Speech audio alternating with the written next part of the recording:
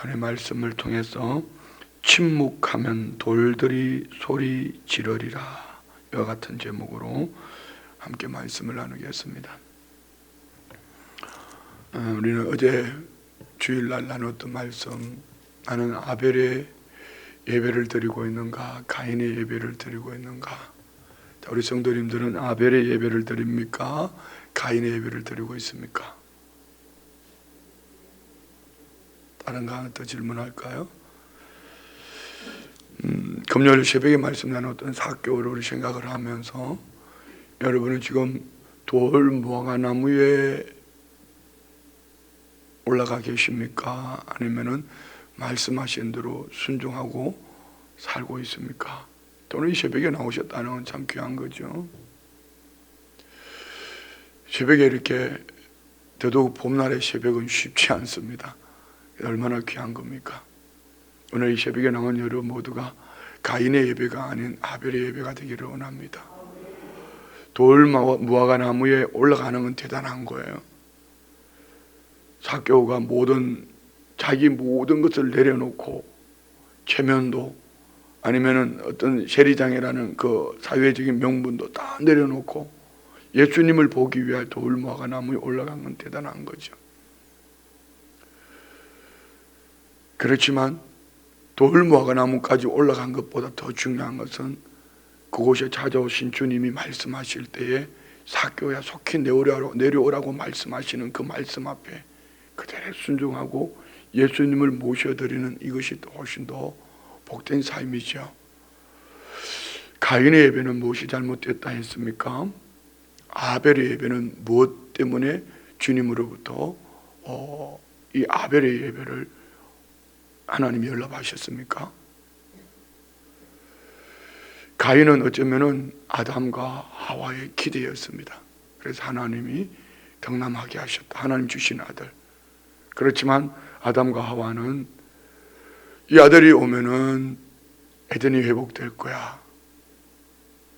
열심히 예배했지만 그 열심히 예배는 허무했습니다. 그 허무라는 아들이 아벨이죠. 그런데 이 아벨은 자기의 연약함, 부족함, 자기의 노력, 자기 힘 속의 애씀이 아닌 마치 세리와 같이, 죄인들과 같이 우리 주의 은혜가 아니면 나는 아무것도 할 수 없습니다. 오직 주의 은혜, 십자가를 통과한 믿음의 사람. 자, 여기에 나의 의를 말하고 내 노력을 말하고 나의 열심을 말한다면은 어쩌면은 가인의 예배, 그러다가 분노하게 되는 거야. 내가 이만큼 열심히 했는데, 내가 이만큼 노력했는데 왜 나를 알아주지 않지? 왜 내 예배는 받지 않지? 분노하고 돌로 쳐 죽여버리는 거야. 누구를요? 동생 아벨을요. 내 열심은, 내 노력은 내가 이만큼 무화과나무까지 올라왔으면은 이 정도면 나 괜찮은 사람 아니야? 근데 주님은 그를 나무에서 끌어내리고 그와 함께 하시기를, 그가 취하고 있던 모든 것들을 다 손을 내밀어 이웃들을 향하여 내놓게 합니다. 자, 오늘 저와 우리의 삶을 한번 돌아보면 오늘 이 말씀은 이제 예수님이 여리고에서 예루살렘으로 가시는 길 가운데에서 예루살렘 입성 앞에서 무리들 반응과 예수님의 행보를 보게 됩니다. 오늘 이 말씀 속에서 그 무리들이 생각하는 예수님은 어떤 분이고, 더 중요한 것은 이제 39절에 보면 바리새인들이 이 예수님의 제자들이 하는 행동을 못하게 해라는 거죠. 이런 말씀 속에서 오늘 여기서 우리 자신을 발견하고 정작 주님이 원하시는 것은 무엇인가? 이 말씀 안에서 많은 것은 보지 말고 딱 두 가지만 우리 봅시다. 한 가지는 오늘 예수님이 나귀를 타고 예루살렘에 올라가시는데 왜 나귀를 타셨나?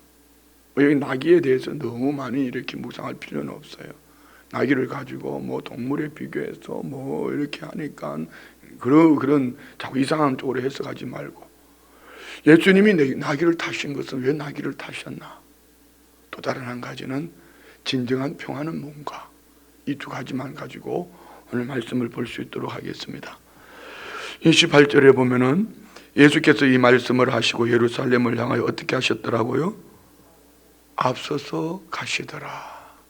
자, 우리는 계속 앞서가신 예수님, 앞서가시는 예수님 뿐만 아니라 앞서가는 제자들, 예수님이 앞서가시는 모습은 우리 모두의 모델입니다. 그런데 소경 바디메오 앞에 있던 앞서가는 제자들의 모습은 어땠습니까? 예수님 앞에 나오는 걸림돌이 되었습니다. 많은 사람들이 나사렛 예수라고 할 때에 거지 소경 바디메오는 다윗의 자손 예수요, 말씀하신 대로 오신 메시아 예수를 외칠 때에 시끄럽다고 잠잠하라고 예수님 앞에 소경 거지 바디메오 나오는 것을 가로막았던 이들이 앞서가는 제자들이었습니다. 예수님이 앞서가시는 것과 제자들이 앞서가는 모습은 분명히 다릅니다. 자, 그래서 우리는 신앙 안의 공동체 안에서 참 좋은 동력자들 우리 교회 안에 참 많이 있습니다. 그런데 많은 분들이 신앙생활을 하면서 실망하는 이유가 앞서가시는 예수님을 바라보는 것이 아니고 앞서가는 그 제자, 앞서가는 목사를 바라보다가 실망을 하는 거예요. 어제도 말씀을 드렸지만 설교는 선포되어진 말씀을 풀어서 성도님들에게 나누는 것이 설교입니다. 이 설교는 설교자의 인격과 설교자의 묵상되어진 말씀과 설교자의 영성이 배워서 함께 나오는 말씀이거든요. 그러다가 보면은 여러분이 저 때문에 시험 들 일이 한두 가지가 아니에요. 앞에 있는 목사를 바라보다가 여러분이 잘못된 신앙관으로 흔들리지 마시고 말씀을 선포하는 종의 입에 나오는 하나님의 말씀에 우리 마음을 두고 앞서가시는 예수님을 바라보며 우리 모두의 삶이 믿음 안에 복된 삶이 되어지기를 원합니다. 할렐루야. 사람을 높일 필요가 없고요, 사람을 추정할 필요가 없어요. 우리는 주님 높여드리고, 그렇다고 오연하지 마세요. 어르신들 공경하지 마라, 어떤 리더들을 따르지 마라, 리더를 그런 얘기가 아닙니다. 오늘 저와 우리 모두의 삶의 중심이 어디에 있는가? 우리는 앞서가시는 예수님을 바라볼 수 있는 은혜가 있기를 원합니다. 자, 29절에 보면 여기 세 지명이 나오는데요. 감람원이라 불리는 산 쪽에 있는 벳바게와 베다니에 가까이 가셨을 때 제자 중 둘을 보내시며, 감람은 예수님이 부활승천하셨고 다시 이곳으로 오신다고 말씀하셨던 곳이고요. 벳바게라는 이곳은 무화과나무가 많이 있는 곳인데 가난한 사람들이 모여 삽니다. 왜 무화과나무가 있는 곳에 가난한 사람들이 모여 살았을까요? 무화과나무는 두 번의 열매를 맺는데 첫 번째 열매는 주인들이 따지 않고 가난한 자들이 먹도록 내버려 두는 거예요. 그리고 두 번째 열매, 그러니까 가난한 사람들이 모여서 되게 이제 모든 사람들이 주거 중심이, 순복음 춘천교회 성도님들은 아마 순복음 춘천교회로 점점 가까이 모이리라고 생각합니다. 아니, 몸이 가까이 없으면 마음이라도 가까이 있겠죠. 무슨 말인지 진짜 못 알아듣는 건 아니겠죠? 먹거리가 있으면 먹거리를 쫓아가는 거야. 그러니까 무화과나무가 많이 있는데 좋은 것, 본질적인 것은 주인들이 따지만 첫 번째 무화과는 가난한 사람들이 따먹도록 버려둔 거예요. 가난한 사람들은 어디서도 먹고 살 방법이 없으니 무화과나무가 있는 그 지역으로 몰려드는 거예요. 쉽게 표현하면은 가난한 사람들이 사는 그곳을 향해 가신 것이고요. 자, 베다니 하면 여러분들은 어떤 생각이 드세요? 주님이 베다니 마을에 자주 가셨어요. 누구를 고쳐주셨죠? 나병 환자들을 고쳐주시기도 하고 이렇게. 자, 그러면은 오늘 주님의 행보는 어떤 행보였을까? 주님이 예루살렘 십자가 치러 가시면서조차도 주님이 가시는 이 길은 어떤 행보일까요? 우리 누가복음 4장 18절 볼까요? 이 누가복음 4장 18절이 누가복음의 핵심이고 주님이 이 땅에 오셔서 사시는 삶의 패턴, 중심이라고 했습니다. 다 같이 봅시다. 주의 성령이 내게 임하셨으니 이는 가난한 자에게 복음을 전하게 하시려고 내게 기름을 부으시고 나를 보내사 포로된 자에게 자유를, 눈먼 자에게 다시 보게 함을 전파하며 눌린 자를 자유롭게 하고 주의 은혜의 해를 전파하게 하려 하심이라 하였더라. 아멘. 자, 주님은 가난한 자, 보지 못하는 사람, 병든 자, 눌린 자, 자, 이들은 누구죠? 주님이 절대로 필요한 사람들입니다. 그럼 우리는 먼저는 우리가 주님이 절대로 필요한 믿음의 사람이 되어지기를 원합니다. 그 있는 것 가지고, 그것 가지고 난 이거 있으니까 그것 때문에 어느 날 여러분이 고통당할 때가 있습니다. 그것은 주님이 주신 은사니, 내게 맡겨주신 문화니, 그 한 문화를 가지고 열심히 복음 장사하십시오. 건강입니까? 건강으로 복음 장사하시고요. 여러분이 지혜입니까? 지혜로 복음 장사하시고요. 물질입니까? 물질로 복음 장사하십시오. 그러면 여러분 주님 다시 오시는 날에 분명히 여러분에게 큰 상을 주실 줄 믿습니다. 할렐루야. 그것이 누구를 빗대어서 여러분을 높이고 저 사람은 이렇게 여러분이 그것 가지고 누군가를 돈 던진다면은 결코 주님 앞에서 칭찬받지 못할 겁니다. 오늘 저는 이 주님이 가시는 이 행보를 보면서 내일 모레 있을 대선을 보면서 참 우리나라도 이랬으면 좋겠다.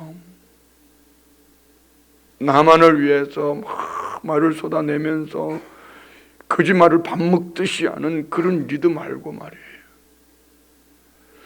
그 행보 한 걸음 한 걸음이, 나아가는 한 걸음 한 걸음이 정말 이 백성들을 생각하고 이 민족을 생각하는 그런 지도자들로 세워주면 좋겠다. 이 시대의 문화가 그랬으면 좋겠어요. 그 속에 보면은 믿는 사람이 없는 게 아닙니다. 그 안엔 믿는 사람들이 그렇게 많아요. 그렇게 많아요. 그럼에도 불구하고 왜 당론이라고 차별금지법을 해야 한다고, 왜 당론이라고 건강가정기본법을 해야 한다고, 왜 당론이라고 성평등법을 해야 한다고, 그리고 대선주자가 그렇게 떳떳이 말을 함에도 불구하고 목사들은 그것을 추정하고 따라가는지를 모르겠어요. 참 엉터리죠. 왜 그랬을까요? 여기에는 예수님처럼 정말 가난한 사람, 헐벗은 사람, 굶주린 사람, 병든 사람, 꼭 누군가가 돌봐주지 않는 꼭 예수님이 필요한 사람들이 아니고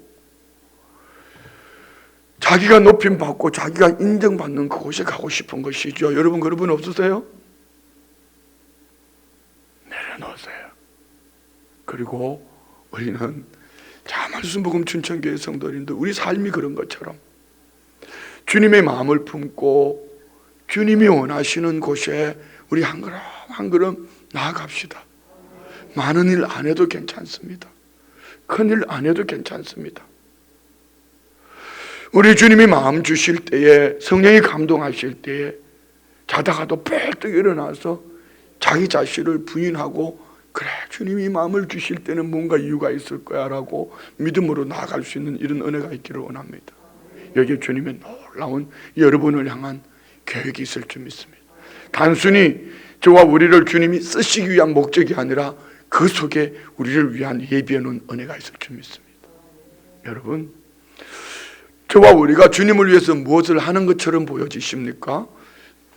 무엇을 주님 앞에 내놓는 것처럼 보여집니까? 그것이 우리가 주님을 붙드는 비결이었고 주님과 함께 동행하는 삶이었고 주님과 누리는 삶이었더라는 거죠. 그것마저도 없었으면 우리는 결코 주님과 동행할 수 없었을 겁니다. 그래서 우리가 주님을 위해서 무엇을 하는 것이 아니고 주의 성령이 내 것을 주님이 무엇을 빼앗으려고 하는 것이 아니고 성령이 감동을 주실 때는 내 안에 주님이 함께 하셔서 나를 견고케 하고 더 주님이 가신 행보처럼 이 믿음의 삶을 살 수 있도록 우리 안에 은혜 주신 줄 믿습니다. 우리 교회는 많은 믿음의 선한 일꾼들이 참 많아요. 정말 감동받을 만한 일꾼들이 많아요. 그런데 이분들을 보면은 이분들의 삶이 주님 앞에 헌신된 삶이지만 주님 편에서 보면은 너 그것 때문에 너 나 붙들고 살아.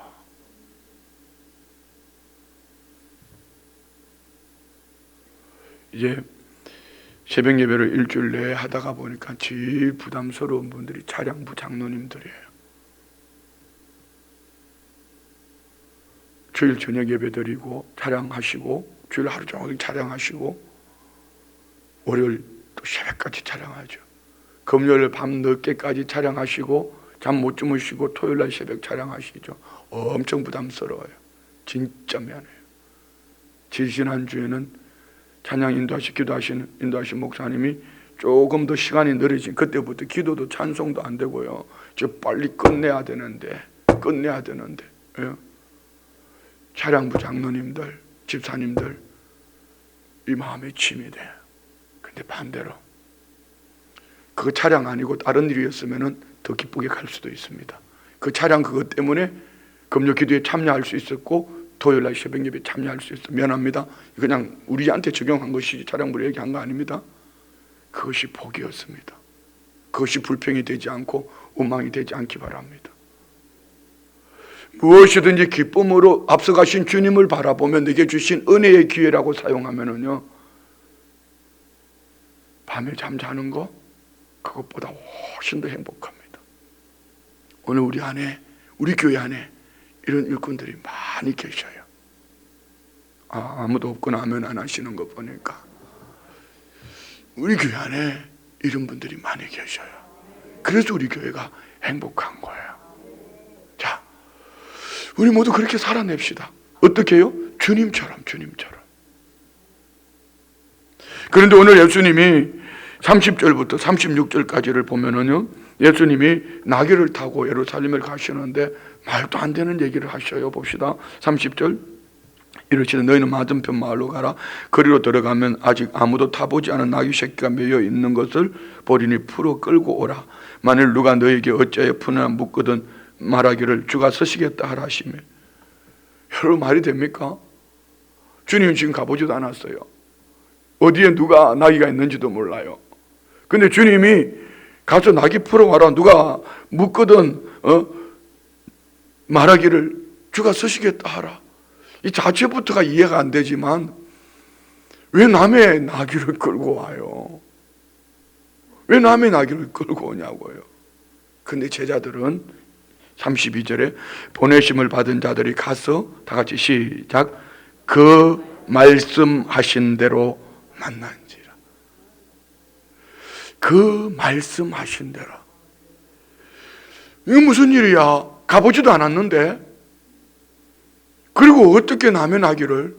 그렇지만 제자들은 그 말씀하신 대로 갔더니 그 말씀하신 대로 거기 나귀가 있었고 그 말씀하신 대로 그렇게 그대로 상황이 전개되어지는 겁니다. 그 말씀하신 대로. 자 봅시다.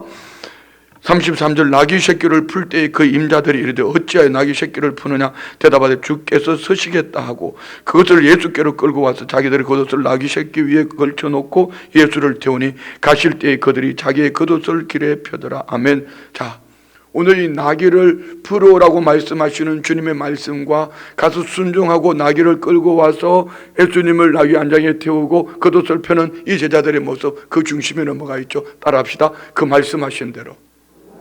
예.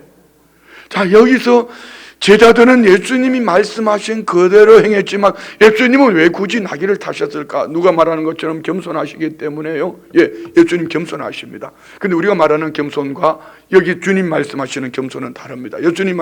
우리가 말하는 겸손은 뭐 말이 좀 부드럽다라든지 남을 나보다 낫게 여긴다라든지 이러면 도덕적으로 윤리적으로 참 겸손한 사람이야 이렇게 말하지만 예수님의 겸손은 그런 차원이 아니죠. 빌립보서 2장 5절 말씀 볼까요? 예수님의 겸손은 어떤 겸손일까요? 다 같이요. 시작. 너희 안에 이 마음을 품으라. 곧 그리스도 예수의 마음이니 그는 근본 하나님의 본체시나 하나님과 동등됨을 취할 것으로 여기지 아니하시고 오히려 자기를 비워 종의 형체를 가지사 사람들과 같이 되셨고 사람의 모양으로 나타나 자기를 낮추시고 죽기까지 복종하셨으니 곧 십자가에 죽으심이라. 자, 주님의 겸손은 뭡니까? 하늘 보좌 버리시고 이 땅에 인카네이션 육신의 몸으로 오셨습니다. 어디까지요? 오신 것으로도 부족해서 죽기까지 복종하시는 이것이 겸손입니다. 주님의 겸손, 오늘 주님이 나귀를 타신 이 이유는 어디에 있을까요? 주님이 모든 행보는 말씀하신 대로입니다. 주님이 말씀하신 대로 행하셨고, 주님이 오늘 제자들에게 그 말씀대로 전했을 때에 제자들이 순종하는 가운데에 성경에 기록되어진 대로 열매가 맺혀지는 것이거든요. 우리 스가랴서 9장 9절 볼까요? 그래서 저와 우리도 오늘 이 말씀을 여러분이 한쪽 귀로 듣고 흘려버릴 것이 아니라 이 말씀 속에서 오늘 주님이 내게 무엇이라고 말씀하시는가, 우리의 신앙의 중심은 말씀하신 대로여야 합니다.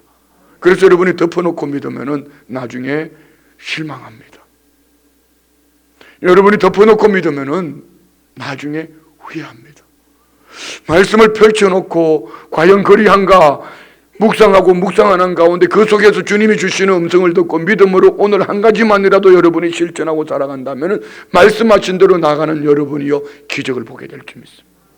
뿐만 아니라 말씀하신 대로 살아가는 여러분을 통한 마지막 날에 주님 말씀하신 대로 살아가는 주와 우리가 주님 앞에 설 때 칭찬 듣는 믿음의 사람이 될 줄 믿습니다. 스가랴서 9장 9절 다 같이 시작. 시온에 따라 크게 기뻐할지어다. 예루살렘에 따라 즐거이 부를지어다. 보라, 내 왕이 내게 임하시나니 그는 공의로우시며 구원을 베푸시며 겸손하셔서 나귀를 타시나니 나귀의 작은 것 곧 나귀 새끼니라. 주님의 말씀, 주님의 모든 행보는 구약에 예언되어진 말씀 그대로 오셨고, 말씀되어진 그대로 사셨고, 말씀되어진 그대로 주님은 가셔서 오늘 우리에게 말씀하신 그대로 진리의 영, 우리 안에 진리의 영을 보내주시고 말씀하신 그대로 다시 오심을 믿으니 우리는 다시 오실 예수 그리스도를 믿는 믿음 안에 살아갈 것은 진리의 영이 우리 안에 계시니 우리는 그 말씀하신 대로 믿음으로 살아갈 수 있는 비결이 뭘까요? 우리 요한복음 14장 볼까요?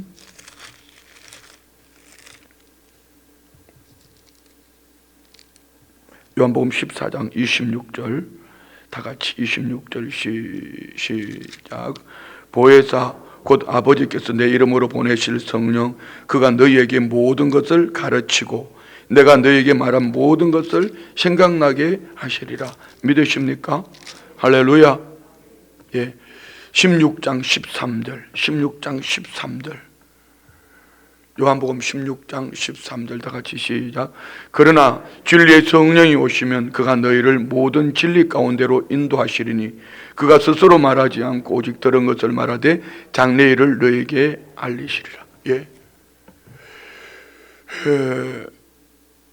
예수님의 제자들이 예수님과 함께 동행했고 주님의 가르침을 받았고 주님의 가르침 속에 천국 복음도 선포하시는 가운데 핵심이 뭐였습니까? 3번 임팩트 있게 주신 말씀이 나 예루살렘에 올라가 십자가에 죽어. 예루살렘에 올라가서 고난 받을 거야. 그리고 사흘 만에 살아날 거야. 그 제자들은 깨닫지 못했고 믿지도 않았습니다. 왜 그랬을까요? 그럼에도 불구하고 주님은 이 제자들을 끝까지 붙여갑니다. 나는 그 사람을 모르지만 주님은 그들을 알고 계셨습니다. 후일에 그들이 성령 받으면은 주님이 가르쳐 주신 그대로 주님이 말씀하신 그대로 살아날 것을 아셨기에, 자, 우리에게 적용합시다. 우리가 말씀을 펼쳐놓고 믿는데요, 말씀 안에서 묵상되어진 말씀을 믿음으로 이 말씀 안에서 우리가 살아가는데 꼭 있어야 될 것이 있다면 성령으로 충만합시다. 성령의 충만함을 받으셔야지 여러분이 이 진리의 말씀이 무엇인지 깨달아지고 오늘 주신 말씀을 깨달아서 믿음으로 살아갈 수 있고 믿음으로 행할 수가 있습니다. 저는 목사로서 목회를 하면 참 재미는 이겁니다. 지금처럼 이렇게 말씀을 나눌 때 왜 그때는 이 말씀을 몰랐을까? 누가 가르쳐 줬어가 아니고, 저는 여기 늘 말씀드리면 성경책, 여백에 있는 성경책을 가지고 깊이 묵상을 합니다. 그리고 묵상되어지는 말씀을 옆에다가 기록을 하고 큐티한 것을 적어놓고 이것을 이제 설교할 때 사용을 하는데요, 준비를 해놓고 이제 원어 성경을 끄집어내서 또 영어 성경을 끄집어내서 내가 묵상한 것이 바로 해석되어진 것인가 적용되어진가 보면은 거의 99% 맞습니다. 오해하지 마십시오. 공부를 많이 했기 때문도 아니고요, 그곳에서 미리 누가 들려준 것도 아니고요, 내 안에 계신 성령님이 보게 하시고 깨닫게 하시더라는 거죠. 여러분, 이럴 때에 좀 이런 거 있잖아요. 정말 세상적인 표현해 볼까요? 희열을 느껴요. 이야, 어떻게 이 말씀 안에서 이런 은혜를 주셨을까? 여러분, 여러분의 삶 속에 이런 은혜가 있기를 원합니다. 오늘 이 제자들이 그러지 않았을까요? 가서 나귀를 끌고 와라. 누가 왜 그러냐 그러거든. 주가 쓰시겠다고 그래라. 말씀하신 대로 제자들이 갔는데 정말 말씀하신 그대로 되어지는 거예요. 그러면 이 제자들이 다음은 어떨까요? 오늘 우리의 신앙이 왜 재미가 없을까요?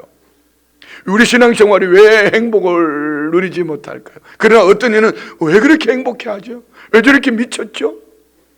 저 사람 저렇게 미쳐 사는 왜 저러지?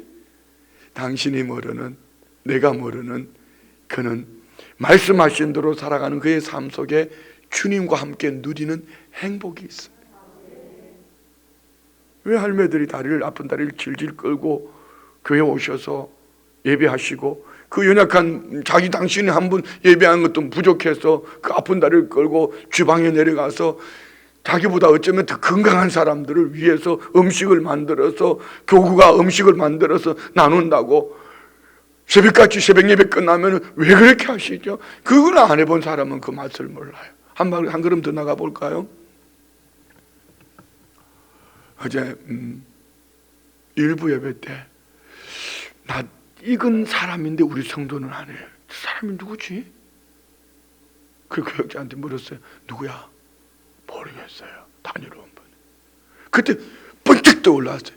막 달려가서 붙잡았어요. 누군지 아세요? 식당에 밥 먹으러 갔는데 저보고 목사님 하던 분이에요. 저 압니까? 모르는데 목사님 같이 생겼대. 그래가지고 그날 제가 팁을 줬었거든요. 그리고 그 다음에 가서 복음을 전했어요. 예, 목사님 교회 한번 갈게요. 어제 왔어. 와, 팁을 많이 줘야 되겠구나. 문 얘기 안 하면 복음 전하는 겁니다. 복음 전하는. 여러분, 목사는 여러분 만나는 시간이 제일 많고, 겨우 안 믿는 사람 만나봤자 식당에 가는 밥 먹으러 갈 때, 그때 아니면은 일부러 복음을 전하러 나가지 않는 이상은 만날 시간이 없어요. 만나는 사람마다 식당에서 복음을 전하는데, 우리 교회 와서 식당에서 복음 전해서 전도 열매 맺은 분 제법 많습니다. 자, 여러분, 그러면은 한 번 복음을 전해서 열매를 맺고 나면 그 다음은 어떨까요? 또 하고 싶어요. 여러분은 어떠세요? 영영 죽겠죠? 해보세요. 그때 이 기쁨은, 이 행복은 무엇으로도 표현할 수가 없습니다. 이렇게 끌고 가면 안 되는데 너무 길어요. 자, 중요한 것은 이겁니다. 예수님이 예루살렘을 입성하시면서 나귀를 타고 가셨다. 여기 여러 가지를 말할 수 있겠지만 따라합시다. 말씀하신 대로. 제자들이 주님 말씀하신 대로 순종했더니 그대로 되어졌다. 따라합시다. 말씀하신 대로. 그래서 저와 우리도 따라합시다. 말씀하신 대로 살자. 할렐루야! 예, 우리가 말씀하신 대로 살아내면 어떤 일이 일어날까요? 분명히 주님이 주시는 우리 안에 기쁨이 넘쳐날 줄 믿습니다. 이 기쁨을, 이 행복을 오늘 저와 우리가 어제 나눴던 느헤미야의 말씀처럼 우리가 이 기뻐하고 행복해하는 모습들이 여러분 가족들에게, 내가 만나지는 모든 이들에게 그대로 보여질 때에 여기 복음 전도의 문이 열리는 거예요. 다른 한 가지는 37절부터요. 이미 감람산 내리막길에 가까이 오심에 제자의 온 무리가 자기들이 본 바 모든 능한 일로 인하여 기뻐하며 큰 소리로 하나님을 찬양하여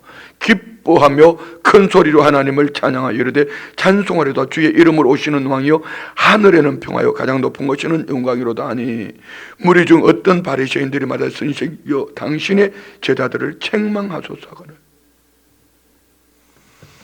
여기에 무리와 제자들이 예수님이 오시는 것을 기뻐하며 자기들의 겉옷을 펴고 다른 곳에는 종려나무 가지를 꺾고 들고 호산나 다윗의 자손으로 오시는 이여 막 기뻐 찬송을 합니다.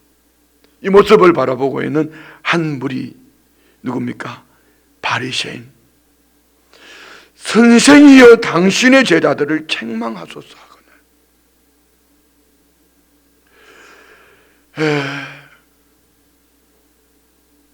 왜 바리새인들은 제자들과 무리들이 막 겉옷을 펴고 종려나무 가지를 꺾고 호산나 다윗의 자손에 외치며 찬송하는 이 모습들을 바라보면서 좀 책망하세요. 선생님 저거 좀 하지 못하게 하세요. 왜 그랬을까요? 그러면 오늘 무리들과 제자들은 왜 겉옷을 펴고 나귀를 타고 입성하시는 예수님을 향하여서 종려나무 가지를 꺾어서 호산나 다윗을 찬송하며 크게 찬송하고 크게 기뻐했을까요? 자, 오늘 우리가 찬송해야 될 이유가 여기에 있습니다. 그 무리들과 오늘 제자들은 가장 절박했고 간절했습니다. 그런데 오늘 바리새인은 예수님을 어떻게 부르지요? 무리들과 제자들은 예수님을 왕으로, 유대인의 왕으로 맞이했지만 그들은 선생님이라고 말합니다. 예수님을 바라보는 시선 자체부터가 다른 거죠. 자, 여러분은 예수님을 어떻게 바라보시는지요? 나의 필요를 채워주시는 분? 예수를 믿으면 부자 된다? 예수를 믿으면 건강해져? 예수 믿으면 자녀가 잘 돼? 그렇게 믿으면은요, 찬송이 식어집니다. 그렇게 믿으면은요, 어느 날 주님을 갈증하지 않습니다. 이게 바리새인이거든요. 근데 예수님이 40절에 뭐라고 대답하시죠? 대답하여 이르되 내가 너에게 말하노니 만일 이 사람들이 침묵하면 돌들이 소리 지르리라. 이 사람들이 주님을 찬송하지 아니하면 주님은 돌들로도 찬송하게 하실 터인데 이 찬송을 하는 그들이 복 있는 사람이다. 할렐루야. 자, 우리 이제 적용합시다. 여러분의 찬양을 주님이 기뻐하시지만 여러분이 찬양하지 않아도, 우리가 찬양하지 않아도, 내가 찬양하지 않아도 주님을 찬양할 사람들은 많이 있습니다. 사람들이 찬양하지 아니하면 이 돌들은 누굽니까? 이 예루살렘이 무너졌을 때에 돌 위에 돌 하나도 남지 않았습니다. 주님은 얼마든지 찬양받으실 분입니다. 그런데 왜 주님은 나를 찬양하게 하실까요? 내 안에 생수가, 기쁨이 예수님으로 말미암은 은혜가 넘쳐나도록. 믿으십니까? 우리 크게 찬양합시다. 기쁘게 찬양합시다. 근데 오늘 이 말씀에 보면은요, 38절에 이르되 찬송하려 주의 이름으로 오시는 왕이요 하늘에는 평화요 가장 높은 곳에서는 영광이로다. 누가복음 2장 14절에 천사들의 찬송은 그러지 않았어요. 누가복음 2장 14절 볼까요? 지극히 높은 곳에서는 하나님께 영광이요 땅에서는 하나님이 기뻐하시는 사람들 중에 평화로다. 뭐가 다르죠 지금? 읽었는데 천사들의 찬송은 땅에서는 평화를 외칩니다. 그런데 오늘 이 제자들, 무리들 이 말씀 속에 하늘에는 평화요 가장 높은 곳에서는 영광이로다. 이게 우연이었을까요? 자, 초림 예수님으로 오실 때, 초림 예수님으로 주님이 오심으로 말미암아 이 땅에 평화, 천국이 임한 줄 믿습니다. 근데 주님이 십자가 지로 올라가실 때 왜 땅에 평화가 없을까요? 주님이 메시아이신 것을 그들이 알았더라면은 분명 그들은 하늘신앙으로 땅의 평화를 노래했을 겁니다. 물론 이 제자들은 그런 의미로 한 것이 아니죠. 우리에게 적용하는 거죠. 여러분, 죽어서만 누리는 평화가 아니라 오늘 땅의 평화는 어떻게 살아갈 수 있을까요? 초림 예수님이 이 땅에 오실 때에 땅의 평화를 천사들이 노래했던 것처럼 우리가 주님을 크게 찬송하고 기뻐하면은 우리 삶 속에 날마다 죽어서만 가는 천국이 아니라 오늘 평화를 노래하게 될 줄 믿습니다. 평화는 우리는 히브리어로 샬롬이라고 해요. 샬롬. 헬라는 에이레네랍니다. 에이레네.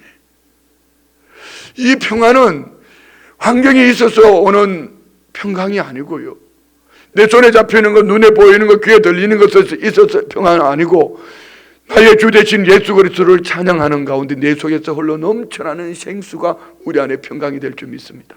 여러분, 예수님 때문에 진정 평강이 임하셨는지요? 여러분 마음속에 예수님 때문에 진정 평화가 임하셨는지요? 죽어서 가는 평화, 죽어서 누리는 천국만이 아니라 오늘 이 땅에 사는 날 동안 내 손에 잡히는 것, 내 눈에 보이는 것 없어도 오늘 저와 우리의 삶 속에서 날마다 평화를 노래할 수 있는, 찬송할 수 있는, 크게 기뻐할 수 있다면 진정 우리 안에 생수이신 예수님으로 말미암은 평강이 넘쳐날 줄 믿습니다. 어제 설교 여중생 아이, 아버지 알코올 중독, 환경이 다 떠나도 사람이 어떻게 해도 형편이 어때도 내 안에 생수이신 예수님이 계셔서 내 안에 계신 생수이신 예수님을 찬양하고 믿음으로 살아가는 여러분, 저와 우리 안엔 참된 평강이 있을 줄 믿습니다. 평강을 누리십시오. 어떻게 해요? 노래 부르는 찬송 말고, 노래만 부르지 말고 삶으로 주님을 찬양합시다. 삶으로 주님을 찬양하고 삶으로 주님을 높여드리면은요, 내 안에 생수이신 예수님이 내 안에 평강으로 흘러 넘쳐나서 누구인가 선한 영향을 끼치며 믿음으로 살게 하실 줄 믿습니다. 연애 우리 성도님들 안에 넘쳐나기를 축복합니다. 한 가지 따라합시다. 말씀하신 대로 평강을 찬송하자. 예, 주님을 찬양하며 살아갈 때에 평강이 임할 줄 믿습니다. 기도합니다. 아버지 감사합니다. 이 하루를 살아가는 주의 백성들 안에 말씀이 있으니 주신 말씀으로 오직 앞서가신 주님을 붙쫓아가는, 닮아가는 복된 삶이 되게 하여 주시옵소서. 주님을 찬양하다가 주님을 마음껏 높여드리다가 진정한 심령 깊은 곳에서 흘러 넘쳐나는 생수 평강을 노래하는 복된 삶이 되게 하여 주옵소서. 올려드린 예물 위에 기도 제목 마음의 소원들 위에 연락하여 주시고 30배 60배 100배로 복 내려 주옵소서. 주님 써주신 은혜를 감격하며 감사하는 복된 삶이 되게 하여 주옵소서. 예수님의 이름으로 축복하며 기도드리옵나이다. 아멘.